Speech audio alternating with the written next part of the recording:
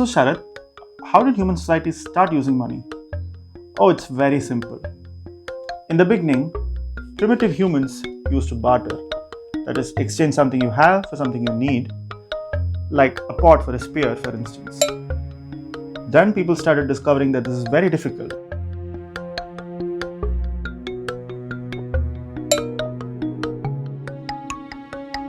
What if the other person doesn't want a chicken?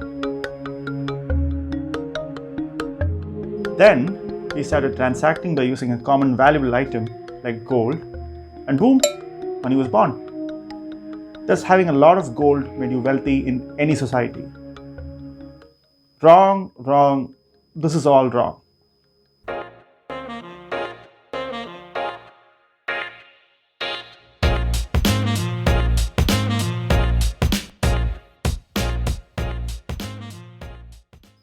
Hello. Surprised why the previous story is wrong? I used to believe in it for a long time too, as the origin story of money. Now this is a great story, it has a lot of retail value and I wish it were true. Sadly, it is not. The problem with the story is it combines a lot of different bits and pieces from different parts of societal evolution to arrive at a plausible narrative. How did human society get to the point that people were exchanging things like pots and spears in the first place? One person doesn't suddenly decide to make a spear all by themselves. Someone has to acquire the material, then someone has to work it, and you need different tools for that, and so on. Was barter involved in all of these stages? Even if we assume that one person did it, why? How did such a division of labor come about in society? And who was providing them food during all of this time? If you're thinking that I'm making up a lot of stuff just to poke holes in a wonderful story, we have much more concrete evidence. Anthropologists. Anthropologists are the researchers who study other human cultures. They have found that such complete bartering cultures have never existed anywhere in the past or even today. Most tribal cultures depended on what is known as reciprocity or gift economies. Simply put, if you belong to my tribe or clan and you require food or hunting equipment or whatever else, I'm going to give it to you. And I won't demand or expect an immediate repayment in something else, because my intention is not to value the spear you give me against my pot.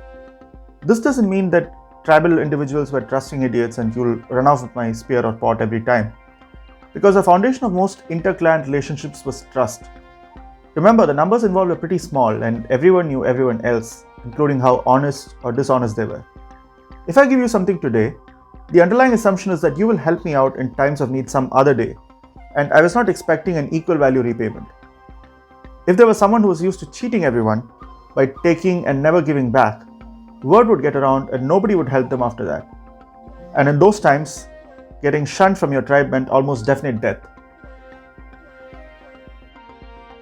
Keep in mind that we shouldn't take such reciprocity and debt-based economies as just people in a community being nice to each other or just being decent human beings or, friendships. Today, if a friend doesn't return a favor that they owed you, sure, it sucks, but you do have the option of getting what you want from other friends or from other options, right? Or with money. This was not the case for tribe and clan-based groups. They were an insular economic unit unto themselves. So if a person doesn't return the favors that they owe other people, they were just not being a terrible person. They were also threatening the future of that tribe or clan. Due to this reason, reciprocity was almost ritualized to a certain extent. There were unspoken rules about how and what you have to do for certain favors that you owe other people and how they had to be repaid. So how did we get from that to money, coins and banknotes? 4,000 years ago, our world was filled with a variety of cultures who all had their ideas about what constituted value, wealth, and an economy itself.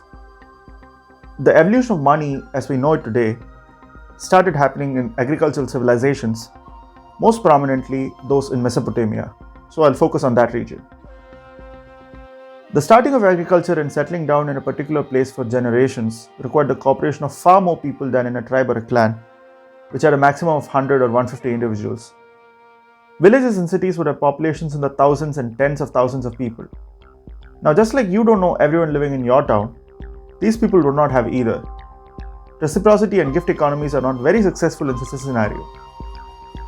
Here I'm compressing hundreds or even 1,000 years worth of societal development into a few lines.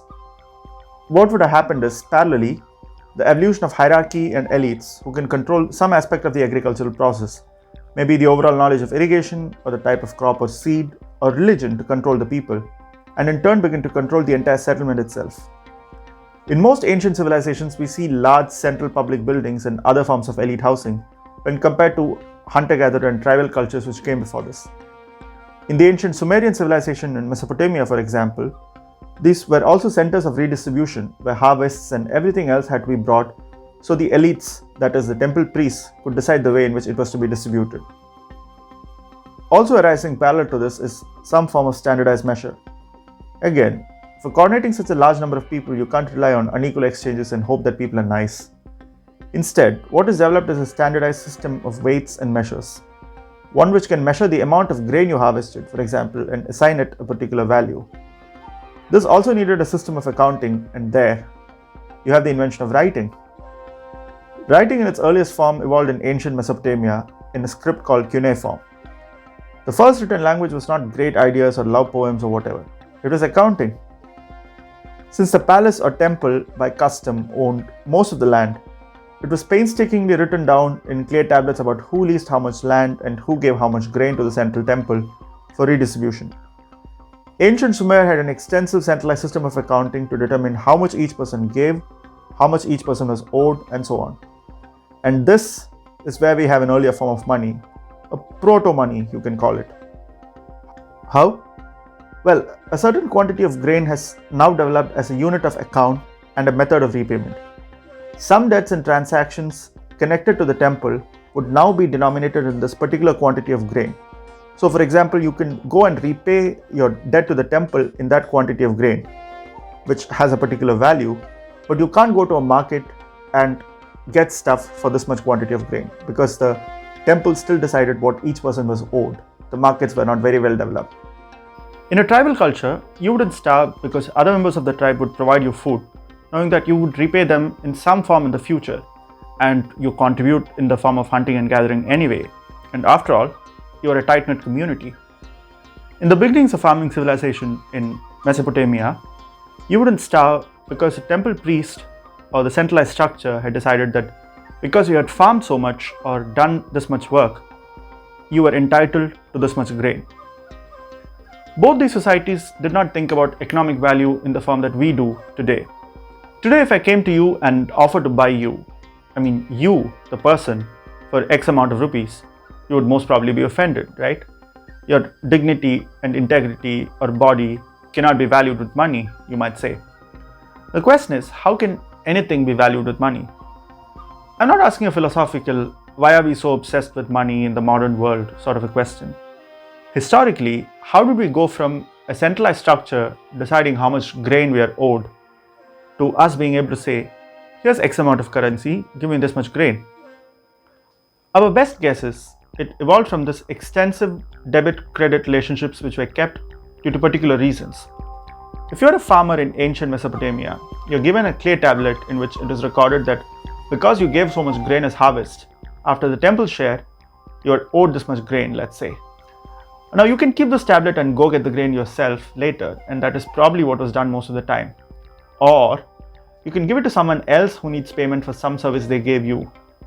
Now they can take this tablet to the temple and get the grain for themselves. It is important to note that the tablet was very limited purpose.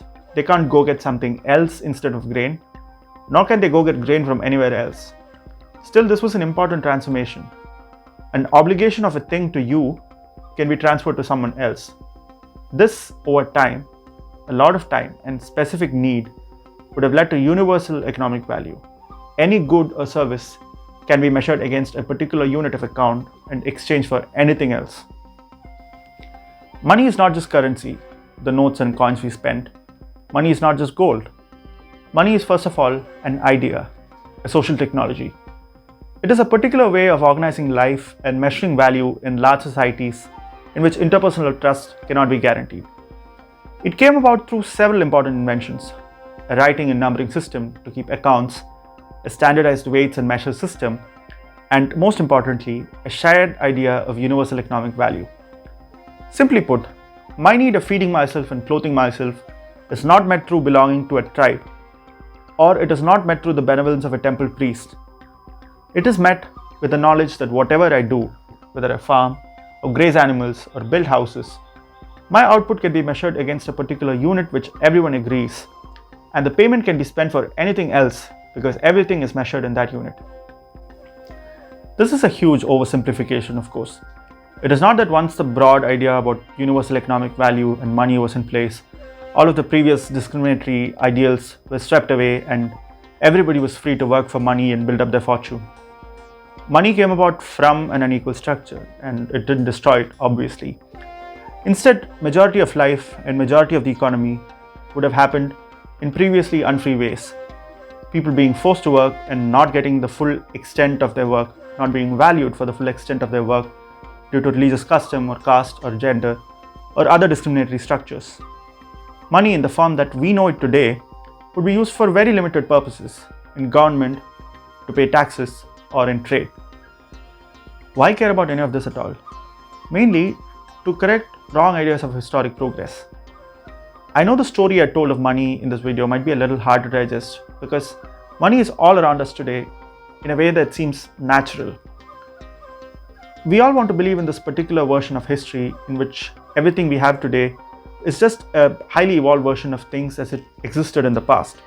We used to barter, we thought that was a problem, and then we used gold, and now we use banknotes. Simple, right? But for a lot of things, it is not. A lot of the things as it exists today, even the things which seem natural, came about through highly specific and highly unequal transformations of life as it existed for our ancestors. Money is just one of the few which I hope to explore through this channel. Thank you, and I'll see you in the next one.